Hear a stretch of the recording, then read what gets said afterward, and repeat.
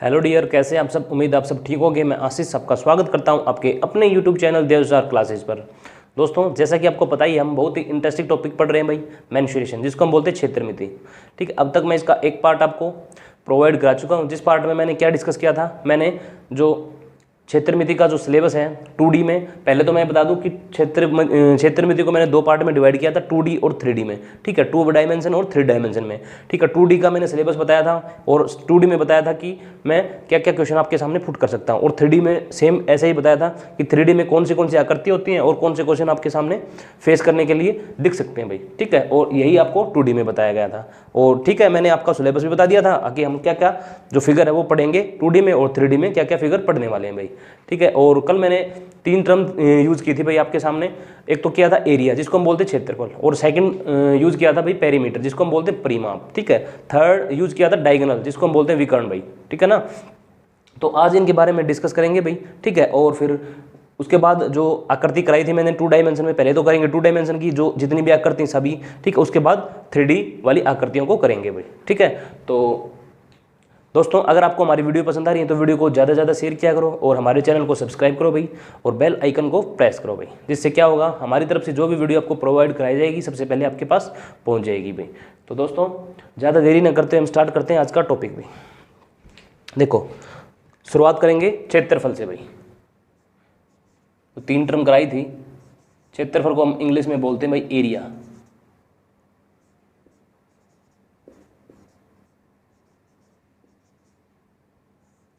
ठीक है, क्षेत्रफल को हम बोलते हैं एरिया भाई। देखो, मैंने 2 डायमेंशन के बारे में क्या क्या बताया था आपको। मैंने ये बताया था कि 2 डायमेंशन को हम हिंदी में क्या बोलते हैं, द्विआयामी। ठीक है, द्विआयामी, जिसके अंदर 2 आयाम हो। ठीक है, जिसके अंदर 2 आयाम हो।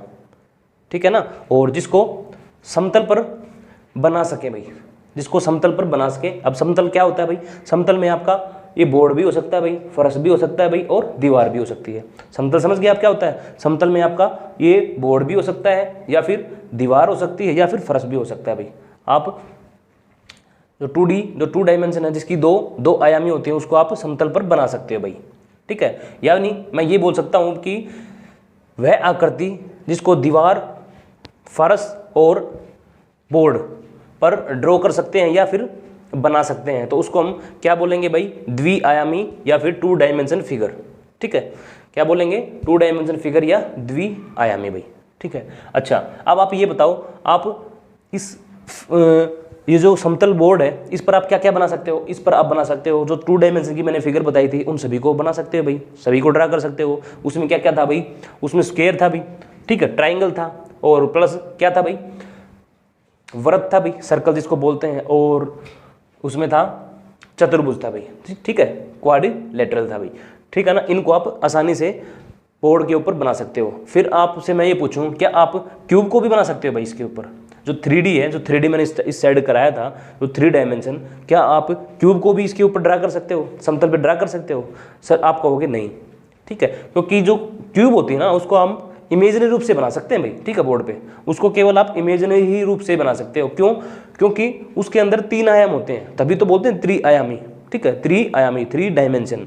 ठीक है, उसके अंदर क्या होता है, एक्स्ट्रा हाइट होती है या फिर ऊंचाई होती है भाई। ठीक है, जिसको हम क्या कंसिडर करते हैं, गहराई भी कंसिडर कर लेते हैं भाई। ठीक है, आप इमेजिनरी रूप से ही बना सकते हो भाई उसको। ठीक है ना, और आप उसको बोर्ड पर नहीं बना सकते भाई वास्तविकता से। अच्छा, अब आपके सामने मैं 3 फिगर लिख रहा हूँ भाई, या फिर मैं 3 फिगर को बना रहा हूँ भाई। ठीक है ना, देखते जाओ।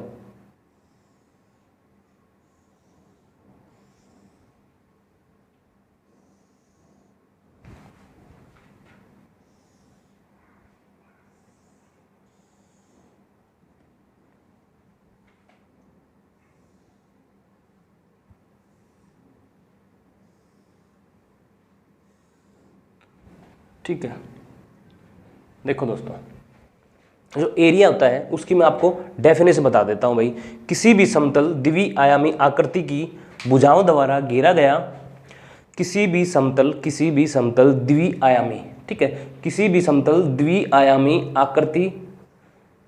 आकृति की भुजाओं द्वारा आकृति की भुजाओं द्वारा घेरा गया भाग, कुल भाग क्या कहलाता है भाई? क्षेत्रफल कहलाता है भाई। देखो अब बताता हूँ मैं इनका, जो मैंने बोली ना डेफिनेशन, का मतलब बताता हूँ। क्या बोला मैंने ये बोला किसी भी आकृति, ठीक है, किसी भी समतल द्विआयामी आकृति। देखो समतल में मैंने एग्जांपल दिया था बोर्ड का, ठीक है, ये ठीक है, समतल का समझ गए बाप? किसी भी समतल द्विआयामी का मतलब क्या होता है भाई? जिसमें दो आयाम हो। आपको ये पता है कि ये समतल है, द्विआयामी, इसमें दो आयाम है, इसमें लंबाई और चौड़ाई होती है, ठीक है। यही तो इसी में तो होता है ना, 2D में होता है ना द्विआयामी, यही तो होते हैं द्विआयामी। मैंने देखो, अब मैंने जो डेफिनेशन पूछी उसको समझने की कोशिश करो आप। किसी भी समतल द्विआयामी आकृति, ये समतल हो गया, ये द्विआयामी आकृति होगी भाई, ठीक है। इसके द्वारा द्विआयामी आकृति की भुजा ये होती है भाई, भुजा ये होती हैं। भुजा को इंग्लिश में बोलते हैं साइड। किसी भी समतल द्विआयामी आकृति की भुजाओं द्वारा, इन भुजाओं द्वारा ये घेरा गया, ये घेरा गया कुल भाग, ये वाला देखो, ये वाला, ये मैंने जो ये सर्कल कर दिया ना, ये घेरा गया कुल भाग क्या कहलाता है भाई? एरिया कहलाता है भाई, ठीक है। फिर बता देता हूँ एक बार, अच्छे से आप दिमाग में बैठा लो एक बार, मैं बार बार इसी तरह रिपीट कर रहा हूँ भाई कि आपके दिमाग में बिल्कुल सेट हो जाए। देखो फिर सुनो, किसी भी समतल बोर्ड है, किसी भी समतल द्विआयामी, ये द्विआयामी है भाई, दो आयाम है इसमें, ठीक है। किसी भी समतल द्विआयामी आकृति मैंने बना दी, द्विआयामी आकृति की भुजाओं द्वारा घेरा गया, ये देख इन्होंने ये घेर रखा, ये पार्ट देखो, ये भुजा होगी ना, इन्होंने ये पार्ट घेर रखा भाई, ये पार्ट घेरा हुआ पार्ट क्या कहलाता है? एरिया कहलाता है भाई। समझ गए? अब पता लग गया ना? अब समझ गए ना?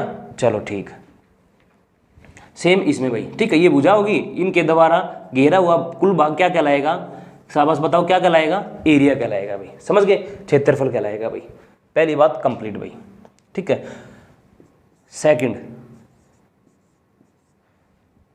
सेकंड बात और बता दूं मैं आपको एरिया के बारे में। जो एरिया होता है ना, उसकी इकाई सदैव किस में रहती है भाई? वर्ग में रहती है भाई, ठीक है। उसकी इकाई सदैव किस में रहती है? शाबाश बताओ। एरिया की या क्षेत्रफल की जो इकाई होगी वो सदैव, मैं लिख देता हूं भाई यहां पर, एरिया की इकाई सदैव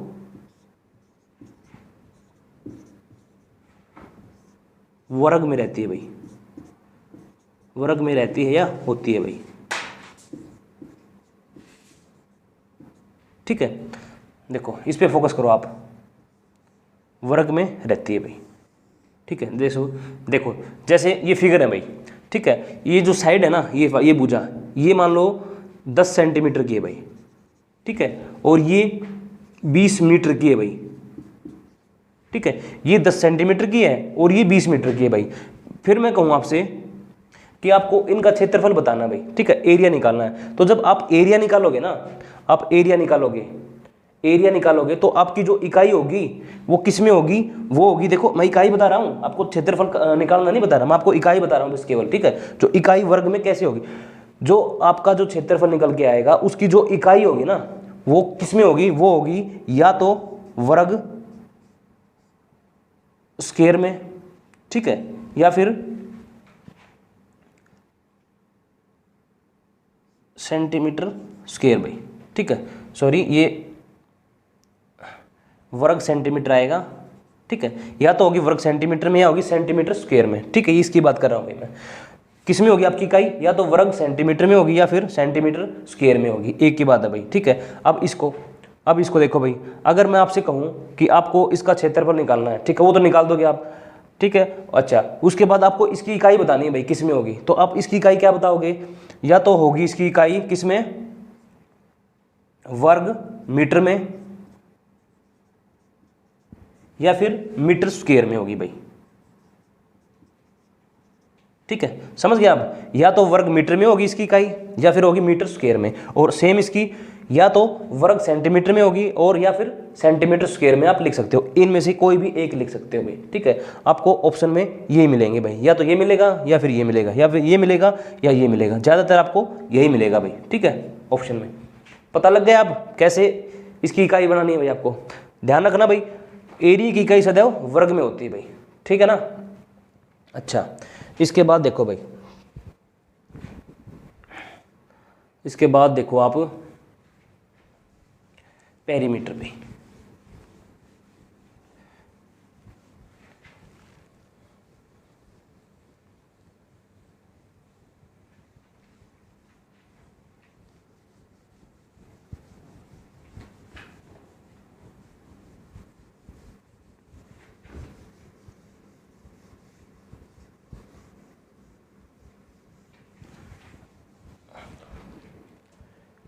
एरिया आपको समझ में आ गया होगा भाई।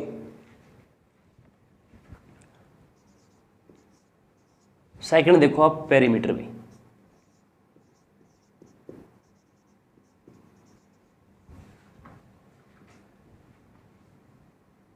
इसको हम बोलते हैं परिमाप। ठीक है, पेरीमीटर, इसको हम क्या बोलते हैं, परिमाप। फिर आपको मैं 3 फिगर बना देता हूं भाई। ये तो मैंने बना दी स्क्वायर की भाई, वर्ग की। ठीक है, अब मैं बना रहा हूँ ट्रायंगल। ठीक है ना, और ये होगा चतुर्भुज भाई आपका। ठीक है, ये मैंने 3 आपके सामने आकृति बना दी भाई। अब इसकी डेफिनेशन या फिर मैं कहूँ परिमाप होता क्या है भाई। ठीक है, क्या होता है भाई, किसी भी समतल, समतल है भाई ये, ठीक है, ये बोर्ड है, समतल है, किसी भी समतल द्विमिमीय आकृति, किसी भी समतल द्विमिमीय आकृति, द्विमिमीय आकृति कोई भी हो सकती है, ये हो सकती है, त्रिभुज हो सकता है, चतुर्भुज हो सकता है, या फिर स्क्वायर हो सकता है। किसी कोई भी समतल द्विमिमीय आकृति कोई भी हो सकती है आकृति, उसकी ये जो आकृति है ना, उसकी भुजाओं का योग, उसकी भुजाओं का कुल योग क्या कहलाता है, परिमाप कहलाता है भाई। समझ गए? फिर सुनो, कोई भी समतल, ये समतल होगा, कोई भी समतल द्विमिमीय आकृति, ठीक है, कोई भी समतल, ये मान ली मैंने आकृति, कोई भी समतल द्विमिमीय आकृति की भुजाओं का कुल योग, ये भुजा है ना भाई, ये साइड है ना, कि इन साइडों का कुल योग क्या कहलाएगा, परिमाप कहलाएगा भाई। इसका कोई फार्मूला नहीं होता भाई। ठीक है, आपको समझना पड़ता है भाई। ठीक, इसमें देखो भाई, इसमें बता देता हूँ भाई आपको।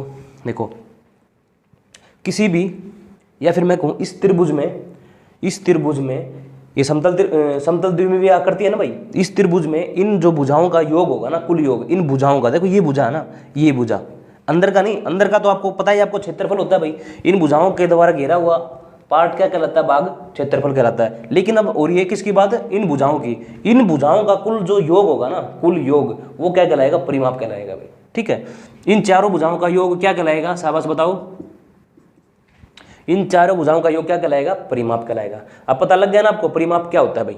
ठीक है, समझ गए आप। किसी भी समतल द्विमिमीय आकृति कोई भी हो सकती है, उसकी भुजाओं का कुल योग क्या कहलाता है भाई, परिमाप कहलाता है भाई।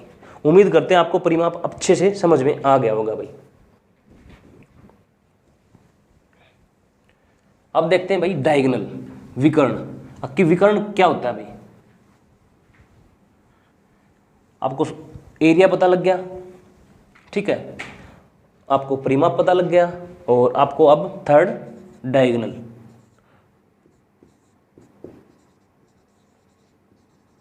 डायगोनल को हम क्या बोलते हैं भाई, विकर्ण।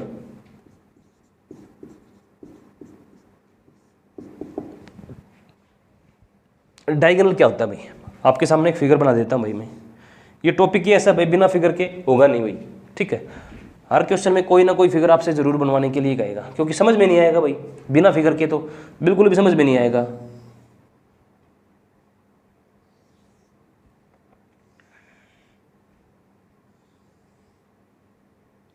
ये मान लिया मैंने स्क्वायर ही बना दिया भाई। ठीक है, स्क्वायर ही बना दिया भाई। ठीक है मैंने। अच्छा, अब देखो इसकी डेफिनेशन सुनो भाई, क्या होता है भाई, विकर्ण होता क्या है, सुनो भाई।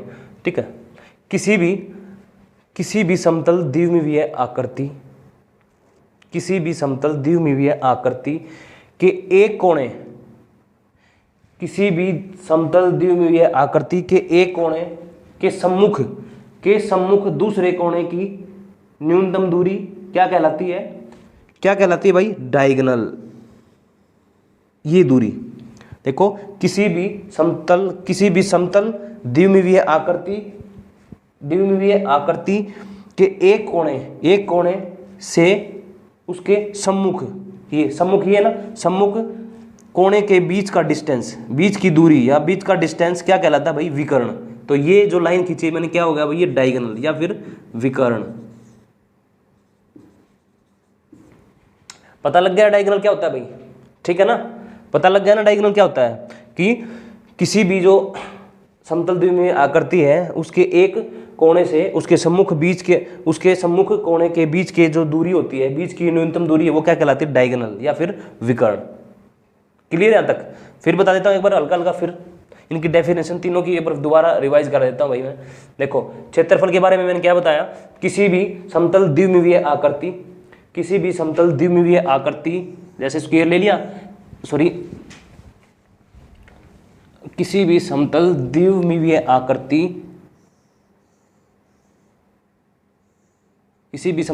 आकृति की भुजाओं, ये भुजाओं द्वारा घेरा गया कुल भाग क्या कहलाता है, क्षेत्रफल।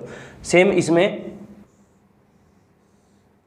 किसी भी समतल द्विमीमीय आकृति कोई भी हो सकती है भाई, मान लीजिए स्क्वायर है भाई, उसकी भुजाओं का कुल योग क्या कहलाता है, परिमाप। ठीक है, ये परिमाप है भाई, और ये आपका डायगोनल का मैंने अभी बता दिया भाई। ठीक है, देखो आपके सामने बिल्कुल क्लियर, क्षेत्रफल कौन सा होता है भाई, और परिमाप ये होता है भाई, इन चारों भुजाओं का योग परिमाप कहलाता है भाई। और डायगोनल क्या होता है भाई, कोई भी आकृति उसके एक कोने से उसके सम्मुख कोने के बीच की जो दूरी होती है या फिर डिस्टेंस होता है, वो क्या कहलाता है, डायगोनल या फिर विकर्ण भाई। मेरे अकॉर्डिंग आप बिल्कुल अच्छे से समझ गए होंगे भाई। ठीक है दोस्तों, कि क्षेत्रफल, पेरीमीटर और डायगोनल क्या होता है भाई।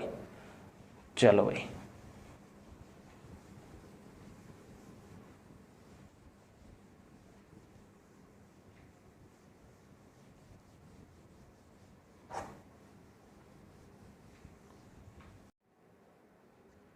तो आइए दोस्तों अब देखते हैं हम जो मैंने फिगर करवाई थी आपको, एक एक फिगर को आप लेके चलते हैं भाई। देखो फर्स्ट जो फिगर करवाई थी मैंने 2D में, वो कौन सी थी भाई, वो थी स्क्वायर या फिर वर्ग। अब हम पढ़ेंगे स्क्वायर के बारे में भाई। ठीक है, जैसे कि मैंने आपको बताया था कि प्रत्येक फिगर के बारे में अलग अलग से आपको डिस्कस कराया जाएगा भाई। ठीक है, वर्ग क्या होता है भाई, ठीक है, उसकी कैसी फिगर होती है, क्या क्या होता है उसके अंदर, ठीक है ना। तो देखो दोस्तों, सबसे पहले मैं इसका फिगर बना देता हूँ भाई आपके सामने। जो वर्ग होता है वो कुछ ऐसा दिखता है भाई।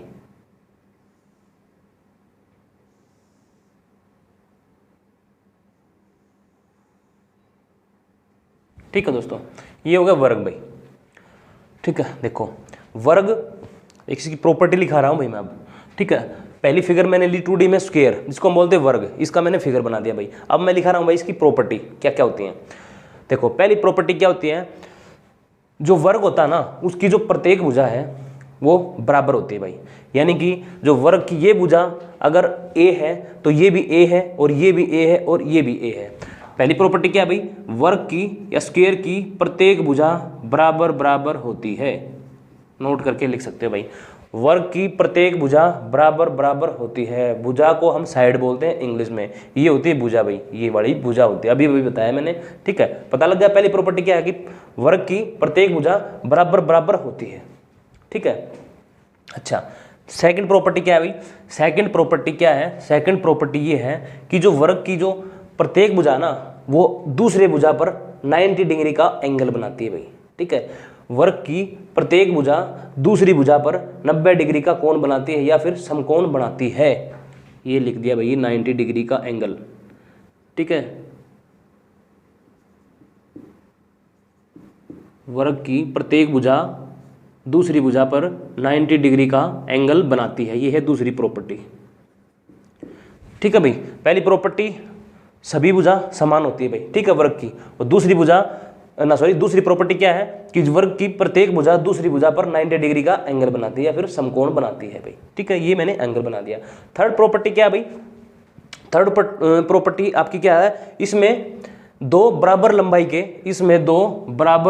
के डायगोनल होते हैं। इसमें दो बराबर लंबाई के डायगोनल होते हैं। ठीक है, इसमें दो बराबर लंबाई के, इस जितनी इसकी लंबाई है उतनी ही इसकी लंबाई होगी भाई। ठीक है, समझ गए आप। इसमें दो बराबर लंबाई के दो क्या होते हैं, डायगोनल या फिर विकर्ण भाई। समझ गए आप, दो बराबर लंबाई के विकर्ण होते हैं। ठीक है, ये दोनों विकर्ण एक दूसरे को 90 डिग्री पर समद्विभाजित करते हैं। ठीक है, ये दोनों एक दूसरे को 90 डिग्री पर समद्विभाजित करते हैं। समद्विभाजित को हम बोलते हैं इंग्लिश में बाइसेक्टर। ठीक है, बाइसेक्टर का मतलब क्या होता है भाई? बाइसेक्टर का मतलब होता है भाई किसी भी चीज़ को दो हिस्सों में बांट देना।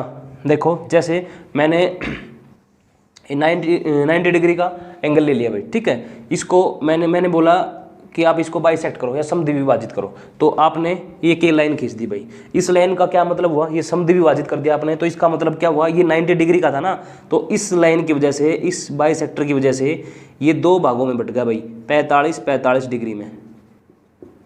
ठीक है, मैंने बोल दिया ना बाइसेक्ट करो भाई इसको, तो आपने बाइसेक्ट कर दिया, तो ये 90 डिग्री का एंगल था ना, तो इसको दो भागों में डिवाइड कर दिया 45 डिग्री में। ठीक है, और जैसे मान लो एक रेखा है भाई, ठीक है, 20 सेंटीमीटर की मान लो। ठीक है, मैं आपसे कहूँ कि इसको बाइसेक्ट करो भाई, समद्विभाजित करो, तो आप इसको बीच से काट दोगे भाई। ठीक है, तो मान लो 20 सेंटीमीटर की, तो 10 सेंटीमीटर इधर हो गई और 10 सेंटीमीटर इधर हो जाएंगे भाई। ठीक है, पता लग गया बाइसेक्ट का मतलब क्या होता है, समद्विभाजित करना क्या होता है। देखो यहाँ पर समझो, अगर ये पूरा जो डायगोनल है अगर 20 सेंटीमीटर का है मान लो, ठीक है, 20 सेंटीमीटर का पूरा, तो समद्विभाजित का मतलब क्या हो गया? समद्विभाजित करने के बाद ये जो हिस्सा ना, ये 10 सेंटीमीटर का रह जाएगा और ये 10 सेंटीमीटर का रह जाएगा। समझ गए आप? ठीक है ना, ये जो हिस्सा है ना, ये वाला डायगोनल हाफ, ये कितने का रह जाएगा शाबाश बताओ? 10 सेंटीमीटर का, और ये ऊपर वाला 10 सेंटीमीटर का, क्योंकि 90 डिग्री पर समद्विभाजित करते हैं भाई। इस कारण समद्विभाजित का मैंने मतलब बता दिया। समद्विभाजित का मतलब क्या होता है कि आधा आधा कर देता है भाई। ठीक है, उसको हाफ कर देता है भाई। ठीक है, किसी भी चीज़ को आधा कर देता है भाई, समद्विभाजित। ठीक है, उम्मीद करते हैं आपको समझ में आया होगा भाई ये।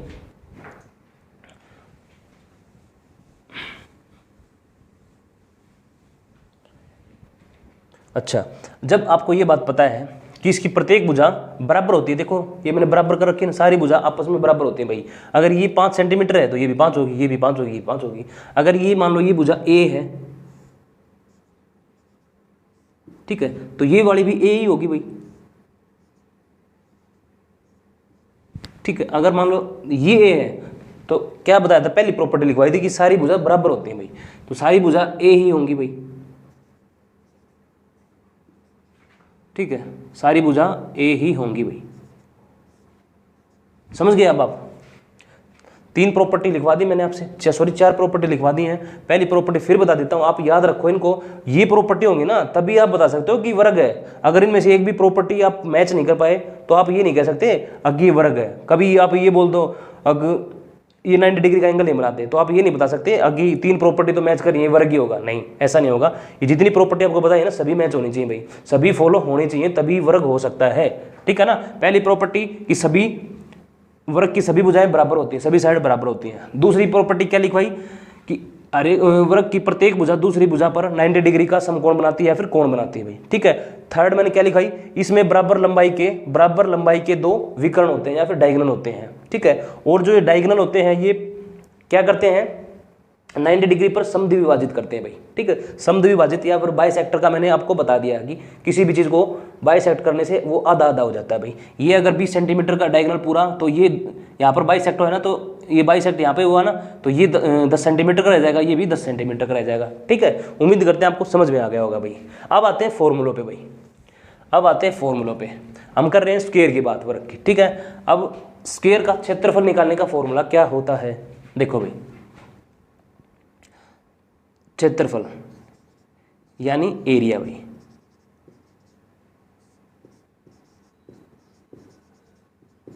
इसको हम डिनोट करेंगे भाई ए से।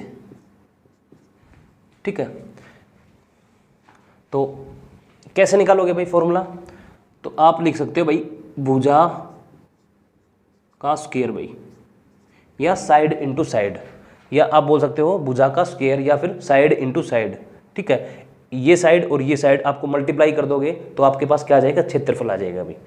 ठीक है दोस्तों, कोई भी 2 साइड आप मल्टीप्लाई कर दो, ठीक है, या फिर एक साइड का वर्ग कर दो, तो आपके पास क्या आ जाएगा, चुटकियों में स्क्वायर आ जाएगा भाई। ठीक है, एक साइड मान लो ए है, ठीक है, और ए का स्क्वायर करना भाई। ठीक है, चाहे तो आप ए का स्क्वायर कर दो या फिर इस 2 साइड की मल्टीप्लाई कर दो, एक ही बात है भाई। ठीक है, 2 साइड की मल्टीप्लाई कर दो, क्या बन जाएगा, ए स्क्वायर भाई। ठीक है, ये आपका पहला फार्मूला है क्षेत्रफल निकालने का। ठीक है दोस्तों, बहुत इंपॉर्टेंट फार्मूला भाई, याद सेट करना दिमाग में बिल्कुल, भुजा का स्क्वायर।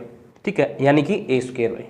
ठीक है, दूसरा फार्मूला क्षेत्रफल निकालने का है भाई। अगर मान लो आपके पास डायगोनल दे रखे हैं भाई, ठीक है, डायगोनल दे रखे हैं, तो क्षेत्रफल निकालने की बोले तो कैसे निकालोगे भाई, शाबाश बताओ। ये है आपका दूसरा फॉर्मूला क्षेत्रफल निकालने का, किसका, स्क्वायर का भाई। ठीक है, हाफ इंटू डी स्क्वायर भाई। डी का मतलब है डायगोनल, ये वाले डायगोनल भाई। ठीक है, इनका स्क्वायर कर दो और हाफ से मल्टीप्लाई कर दो, तो आपके पास क्षेत्रफल निकल के आ जाएगा, किसका, स्क्वायर का भाई। ठीक है, ये तो होगी क्षेत्रफल की बात भाई। अब आते हैं पेरीमीटर पे भाई। पेरीमीटर जिसको हम बोलते हैं भाई परिमाप। ठीक है, पेरीमीटर, अभी अभी मैंने बताया था पेरीमीटर क्या होता है, एरिया क्या होता है, बताया था ना। इसको हम डिनोट करते हैं भाई पी से। ठीक है, इसको हम डिनोट करेंगे पी से भाई। ठीक है, क्या बताया था दोस्तों, बताओ मैंने पेरीमीटर का डेफिनेशन क्या बताई थी, बताओ शाबाश। क्या बताया था कि जो भुजा होती है ना, उनका योग क्या कहलाता है भाई, पेरीमीटर कहलाता है भाई। कि चारों भुजाओं का योग क्या कहलाएगा, पेरीमीटर कहलाता है। ठीक है, तो इन चारों भुजाओं का योग क्या कहलाएगा, देखो पहली भुजा ए है, दूसरी भी ए है, तीसरी ए है, चौथी भी ए है भाई, तो चार भुजा होगी, चारों ए है भाई, तो 4a। चारों भुजाओं का योग क्या कहलाएगा भाई, परिमाप। इन चारों भुजाओं का योग क्या कहलाएगा, देखो भुजा ए है ना, ठीक है, देखो 4 है तो 4a कर दिया मैंने। ठीक है, सिंपल है भाई, भुजा ए है और 4 बार है भाई, तो 4a कर दिया। तो चारों भुजाओं का योग क्या कहलाएगा, शाबाश बताओ, पेरीमीटर, परिमाप कहलाएगा भाई। ठीक है, अच्छा, और जो इसमें एक और फॉर्मूला बनता है आपका, क्या, विकर्ण भाई। अगर विकर्ण पूछे तो क्या फॉर्मूला यूज करोगे आप, या फिर डायगोनल पूछे तो क्या फॉर्मूला यूज करोगे आप। इसको डिनोट करते हैं भाई डी से। ठीक है, इसका फॉर्मूला होता है भाई √2 इंटू ए। ठीक है, अगर एक भुजा को √2 से मल्टीप्लाई कर दोगे तो आपके पास क्या आ जाएगा, निकल कर डायगोनल आ जाएगा। ठीक है, √2 को ए का मतलब भुजा भाई। ठीक है, ए भुजा साइड है, साइड से मल्टीप्लाई कर दोगे √2 को, तो आपके पास क्या आ जाएगा, निकल कर शाबाश डायगोनल आ जाएगा भाई। ठीक है, ये तो थी आपकी स्क्वायर की बात भाई। ठीक है, ऐसे ही पहले तो हम स्क्वायर के बारे में उसके फॉर्मूले जानेंगे, उसको समझेंगे भाई क्या होता है भाई। ठीक है, अच्छा, फिर उसके बाद उसके क्वेश्चन करेंगे भाई। ठीक है, अब इसके बाद एक छोटा सा कंसेप्ट और आता है भाई, कौन सा, पाइथागोरस प्रमेय का। ठीक है, ये आपको समझ में आ गया होगा। क्षेत्रफल देखो, हम स्क्वायर का फॉर्मूला नहीं करे भाई, क्षेत्रफल का फॉर्मूला होता है भुजा का स्क्वायर या फिर ए स्क्वायर भाई। ठीक है, और क्षेत्रफल का जो दूसरा फॉर्मूला होता है वो क्या होता है भाई, 1/2 इंटू डी स्क्वायर, यानी कि डायगोनल का स्क्वायर। परिमाप 4a, चारों भुजाओं का योग क्या कहलाता है भाई, परिमाप। ध्यान रखना भाई, चारों भुजाओं का योग क्या कहलाएगा, परिमाप कहलाएगा। अब बार बार बताने की जरूरत नहीं है भाई, चारों भुजाओं का योग क्या कहलाएगा, परिमाप। ठीक है, और डायगोनल रूट इंटू ए भाई। ठीक है, भुजा को √2 से मल्टीप्लाई कर दोगे तो आपके पास क्या आ जाएगा, डायगोनल भाई। ठीक है, तो उम्मीद करते हैं आपको ये चीज़ समझ में आ गई होगी भाई। तो मैं इसको रफ कर रहा हूँ भाई एक बार। अब हम पाइथागोरस प्रमेय का थोड़ा सा कंसेप्ट समझते हैं भाई।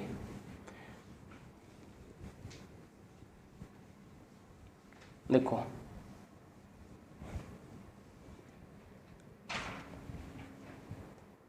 पाइथागोरस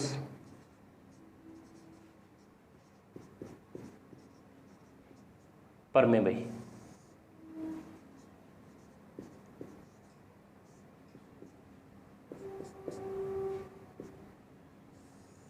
ये क्या होती है भाई, पाइथागोरस प्रमेय क्या होती है भाई, शाबाश। है आइडिया आपको कुछ पाइथागोरस प्रमेय के बारे में, बता सकते हो आप कुछ। अगर आपको पता हो तो कमेंट सेक्शन में ज़रूर कमेंट करना भाई। ठीक है ना। देखो दोस्तों, एक मैथमेटिशियन थे भाई, उन्होंने क्या बताया था पाइथागोरस प्रमेय के बारे में। उन्होंने बताया था, देखो कोई भी समकोण या फिर 90 डिग्री राइट एंगल ट्राइंगल हो, कोई भी राइट एंगल ट्राइंगल या फिर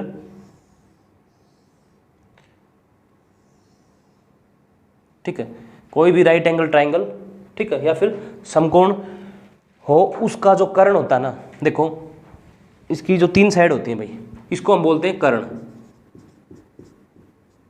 ठीक है, इंग्लिश में बोलते हैं हाइपोटेन्यूज भाई। हाइपोटेन्यूज भाई, ठीक है। और ये होता है भाई बेस या फिर आधार, इसको हम बोलते हैं बेस। और ये आपका होता है भाई लंब, या फिर बोल सकते हैं परपेंडिकुलर।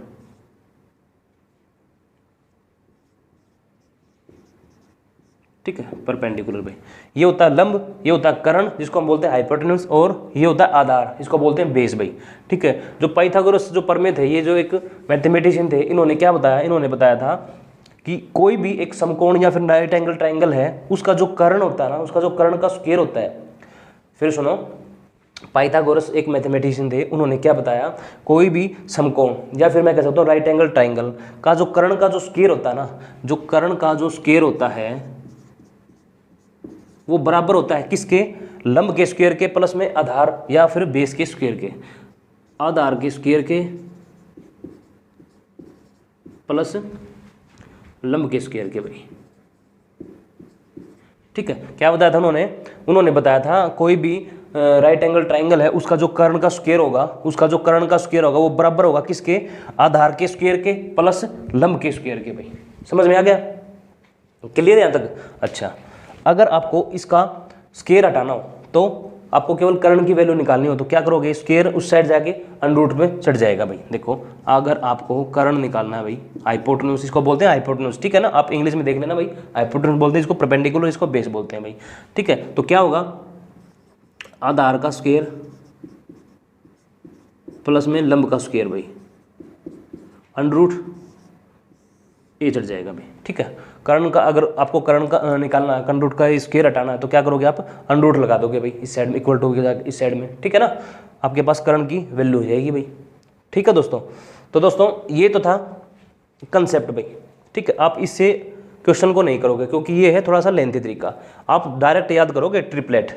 ठीक है, इसी पे बेस है भाई, इसी पे बेस है। किसी भी समकोण की 3 भुजा होती है भाई, 3 भुजा आपको डायरेक्ट याद ही रखनी है भाई। ठीक है, मतलब क्वेश्चन आपको लिंक करके देगा भाई उन भुजाओं से ही। ठीक है ना, आपको जो समकोण की 3 भुजा होती है ना, समकोण की ही 3 भुजा होती हैं वे, उनको आपको डायरेक्ट याद ही करना, उनको हम बोलते हैं ट्रिपलेट नंबर भाई। ठीक है, देखो अभी मैं लिखवा देता हूँ आपको सामने, भी नंबर लिखवा देता हूँ, हम पढ़ेंगे हम ट्रिपलेट नंबर।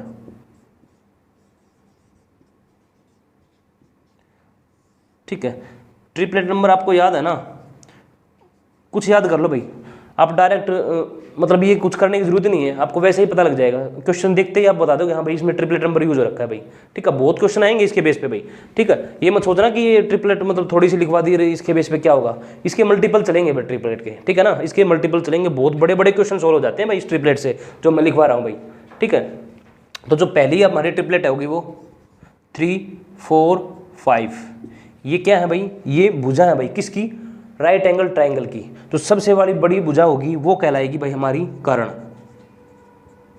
या फिर हाइपोटेन्यूज। ठीक है, समझ गए आप? तो सबसे बड़ी भुजा होगी वो क्या कहलाएगी भाई, कर्ण। और ये भुजा किसकी है, राइट एंगल ट्राइंगल की भाई। ठीक है, अगर मान लो जैसे आपसे ये 2 दे देगा तो आपको ये भुजा बतानी होगी, आपको याद होगी डायरेक्ट। आपको मान लो कर्ण की वैल्यू दे देगा 5 और ये दे देगा, मान लो लंब दे देगा 4, तो आपसे पूछेगा भाई आधार बताओ, बेस बताओ, 3 बताओ, डायरेक्ट बताओगे आप। कैसे बताओगे, देखो जैसे नेक्स्ट 5 12 13, ठीक है, 8 15 17 आपको याद करनी भाई ट्रिपलेट, बहुत इंपॉर्टेंट ट्रिपलेट है भाई, बहुत ट्रिपलेट है जो बहुत इंपॉर्टेंट है भाई। 7 24 25 भाई, बहुत इंपॉर्टेंट बता दी भाई मैंने। ठीक है, 3 4 5 5 12 13 8 15 17 7 24 25 भाई। और आप इनके मल्टीपल करके और भी आप बना सकते हो भाई।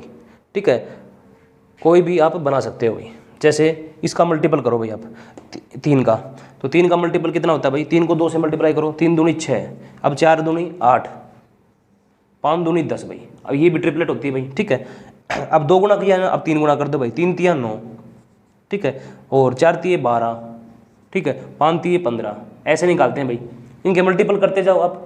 और बड़ी भुजा क्या होगी, शाबाश बताओ, सबसे बड़ी भुजा होगी वो होगी कर्ण, ध्यान रखना भाई इस चीज़ का। ठीक है, अब मान लो 3 गुना किया, अब 4 गुना कर दो भाई, 3 चौके 12, 4 चौक 16 और 5 चौके 20 भाई। ठीक है, कितने भी बना सकते हो भाई आप ऐसे। ठीक है ना, तो एक और होती है भाई 15, 20, 25 भाई, ये भी इंपॉर्टेंट है भाई। 15, 20, 25 भाई, ठीक है। ये आपकी कुछ इंपॉर्टेंट मैंने बता दी। ये जो इस साइड की है बहुत इंपॉर्टेंट है भाई। 3, 4, 5, 5, 12, 13 और 8, 15, 17, ठीक है। और आपकी एक और ये होगी 7, 24, 25 भाई। ये आपका कंसेप्ट था, आपको ये चीज़ याद करनी ही करनी है भाई, ये बहुत अनिवार्य है भाई। ये ट्रिपलेट आपको बहुत याद करनी ही करनी है भाई, इनके बगैर काम नहीं चलेगा भाई। आप इसके बाद जो टॉपिक आएंगे ट्रिग्नोमेट्री, हाइट एंड डिस्टेंस वगैरह, उसमें यही काम आनी है भाई, ठीक है। इनका यूज करके डबल करना है भाई, डबल ट्रिपल 4 गुना 5 गुना करते जाओ, आप कितनी भी ट्रिपलेट बना सकते हो भाई। इसमें ये करोगे, इस तरीके से करोगे, अरे निकलने तो इसी तरीके से निकल के आए ये भी, ठीक है। अब आप डायरेक्ट याद करोगे इनको, क्योंकि क्वेश्चन में दिखेगा आपको साफ साफ कि ट्रिपलेट यूज हुई है, तो आप डायरेक्ट यूज कर लो ट्रिपलेट। ये 2 दे देगा तो थर्ड पूछ लेगा, ये 2 दे देगा तो ये पूछ लेगा, ठीक है। ये दे दी, ये दोनों दे दी तो वो पूछ लेगा, ये पूछेगा आपसे वो, ठीक है दोस्तों। तो उम्मीद करते हैं दोस्तों आपको आज का वीडियो आपको पसंद आया होगा। हमने पढ़ लिया भाई स्क्वायर के बारे में, ठीक है। अब नेक्स्ट वीडियो में हम पढ़ेंगे भाई रेक्टेंगल के बारे में, ठीक है। ट्रिपलेट आपको समझ में आ गई, पाइथागोरस आपको बता दिया भाई, ठीक है ना। अच्छा, और अब जो नेक्स्ट वीडियो बनेगी आपकी रेक्टेंगल पे बनेगी भाई, आयत पे बनेगी, और उसके बाद हम स्क्वायर के और रेक्टेंगल के क्वेश्चन करेंगे भाई, ठीक है। तो आज की वीडियो आपको कैसी लगी? अगर आपको वीडियो अच्छी लगी है तो वीडियो को ज़्यादा से ज़्यादा शेयर किया करो भाई, ठीक है ना। तो आज के लिए इतना ही भाई। जय हिंद, जय भारत, थैंक यू भाई।